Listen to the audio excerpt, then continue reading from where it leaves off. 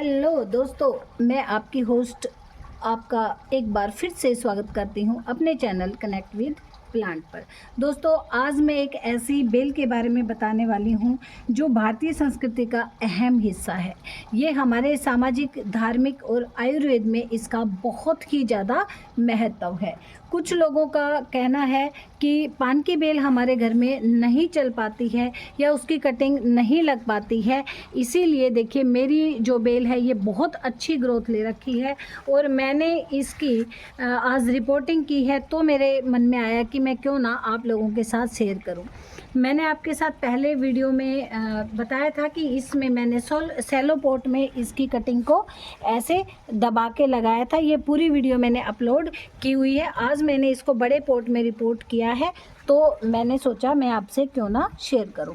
तो चलिए बात करते हैं कि ये पान की बेल हम अपने घर में क्यों लगाएं और इसके क्या क्या जो हैं सामाजिक, सांस्कृतिक, हमारे जो पूजा पाठ में इसका यूज़ होता है, हमारे आयुर्वेद में इसके क्या यूज़ होते हैं, इसकी मैं आज आपको फुल डिटेल बताने वाली हूँ। हम इसे कैसे लगाएं, कैसे मिट्टी बनाएं और कहाँ पे हम रखें कि हमारी जो ये बेल है बहुत अच्छे से ग्रो हो, मेरी तरह बहुत ही हेल्दी हो। तो देखिए, सबसे पहले यदि मैं बात करूं इसके यूजेस की बात कर लेते हैं कि कहाँ कहाँ हम इसका प्रयोग करते हैं। देखिए, सबसे पहले तो मैं बात करूं कि ये बेल जो है वो एवरग्रीन है, हमेशा हरी भरी रहती है, चाहे सर्दी हो चाहे गर्मी हो, ये कभी भी डोरमेंसी में नहीं जाती है, इसलिए भी हम इसको अपने घर में हमेशा लगा के रखते हैं। दूसरी बात, यदि आप हमारे पास ये इसके बेल अच्छी है, हेल्दी है, तो यदि हम इसके पत्ते तोड़ के रोज़ाना एक खाते हैं तो ये हमारी जो पाचन शक्ति है उसको अच्छा बनाता है, या हमारे डाइजेस्टिव सिस्टम में ये बहुत ही ज़्यादा हेल्पफुल है। कई बार गले में खराश हो जाती है, वो किसी चीज़ से भी ठीक नहीं होती, तो उसमें आप क्या कर सकते हैं, एक पान का पत्ता चबा सकते हैं। यदि आपके सर में दर्द है, हल्का सर दर्द की बात कर रही हूँ मैं, तो उसमें आप इसका लेप अपने माथे पर लगाइए, आपका सर दर्द बिल्कुल ठीक हो जाएगा। इसके जो पत्ते हैं ना वो एंटी फंगल होते हैं, तो इसलिए हम इनका यूज़ क्या करते हैं कि पानी में 2 पत्ते या 1 पत्ता तोड़ के आप डाल लीजिए, ये आपके पानी की ताजगी को बनाए रखेगा। जिस प्रकार से हम तुलसी के पत्तों को तोड़कर डालते हैं ना अपने पानी में, उसी तरह आप इनके पत्तों को तोड़कर डालिए। फिर देखिए, आजकल मुख जो स्मेल है मुंह में, वो बहुत बड़ी एक प्रॉब्लम बनी हुई है। तो आप क्या करेंगे कि यदि आपके मुंह में स्मेल है तो आप इन पत्तों को रोज़ाना एक चबाइए। इनके सौंदर्य में भी इनका बहुत ज़्यादा यूज़ होता है, सौंदर्य प्रसाधनों में इनका यूज़ होता है। और यदि आपके कईयों के फेस पे बहुत ज़्यादा पिंपल्स होते हैं, यदि आप इसका लेप लगाते हैं ना, तो वो आपके पिंपल्स को ठीक करने में बहुत ही ज़्यादा कारगर होता है, या मैं कहूँ कि बहुत ही ज़्यादा यूज़फुल होता है। और बालों में भी यदि डैंड्रफ, अब देखिए सर्दी आएगी ना, आपके बालों में बहुत डैंड्रफ होगा और उससे परेशान हो जाएंगे, तो आप इनके पत्तों के लेप को यदि अपने बालों में लगाते हैं ना, तो उसको डैंड्रफ को ये बिल्कुल ही ख़त्म कर देता है। इसके और भी बहुत ज़्यादा यूज़ हैं खाने में, लेकिन दवाइयों में तो उसका जो यूज़ है मैं आपको नहीं बताऊँगी, क्योंकि वो आप अपने किसी वैद्य की सलाह से लें। तो देखिए, इनके गुणों के बारे में हमने चर्चा कर ली कि इसमें इतने ज़्यादा गुण हैं कि अगली बार आप नर्सरी में जाएंगे या किसी फ्रेंड के घर जाएंगे जहां पान की बेल लगी हुई है, तो ज़रूर आपका ध्यान इस ओर जाएगा। अब हम बात करते हैं कि हम इसे कैसे लगाएं, इसके लिए कैसी सॉयल तैयार करें।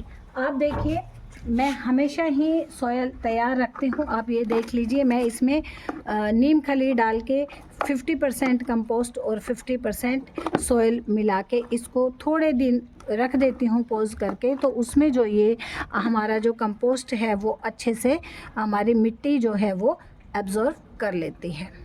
मैंने इसमें लगा दिया था इसको, फिर मेरे ध्यान आया कि मुझे क्यों ना इस पे वीडियो बनानी चाहिए। आप देखिए, मैं एक आपको लगा के हटा के दिखा देती हूँ जो मैंने अभी अभी लगाया है, कि इसकी एक बार रूटिंग देखिए आप। अभी मैंने इसमें से लगाया है, आप इसकी रूट देखिए कितनी अच्छी रूटिंग हो चुकी थी।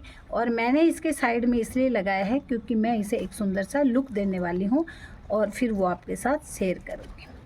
मिट्टी हमने तैयार कर ली। गमला इसके लिए इस तरह का गमला ना लें, आप इसके लिए थोड़ा गहरा गमला लें क्योंकि इसकी जड़ें बहुत ज़्यादा चलती हैं।